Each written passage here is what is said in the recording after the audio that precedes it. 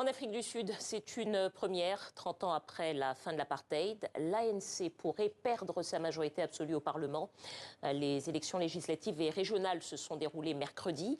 Le parti de Nelson Mandela recueillerait moins de 42% des voix après le dépouillement de 2/3 des bulletins.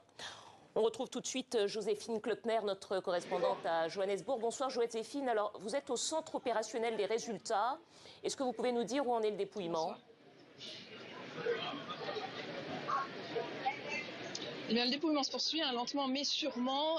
À l'heure actuelle, on a les résultats d'environ 73% des bureaux de vote, c'est environ 11 millions de personnes. Il faudra attendre probablement demain pour avoir tous les résultats, parce qu'il reste encore toutes les grandes villes, là où il y a évidemment le plus d'électeurs. Mais voilà, une tendance pour l'instant qui continue de se confirmer. L'ANC qui perdrait sa majorité absolue, vous l'avez dit, pour l'instant en dessous de 42% des bulletins décomptés. Et voilà. Joséphine, c'est la première fois depuis la fin de l'apartheid que l'ANC risque de perdre sa majorité absolue. Quelles pourraient être les conséquences politiques pour ce parti ?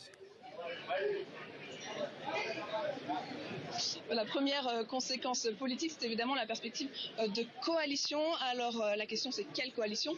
Il sera a priori difficile pour l'opposition d'en monter une sans l'ANC. Le parti au pouvoir reste quand même loin devant tous les autres. Alors après, il y a plusieurs scénarios possibles. L'ANC pourrait s'allier par exemple avec le parti marxiste, l'IFF, ou pourquoi pas avec le nouveau parti de Jacob Zuma, qui semble faire de très bons résultats. On parle aussi d'un potentiel gouvernement d'union nationale avec notamment le principal parti d'opposition, l'Alliance démocratique, qui devrait obtenir entre 20 et 25% des voix. Finalement, tout dépendra beaucoup des résultats aussi à l'échelle régionale. L'ANC est en difficulté également dans plusieurs régions. Donc ce sont les scores des autres partis qui pourront déterminer la suite des discussions.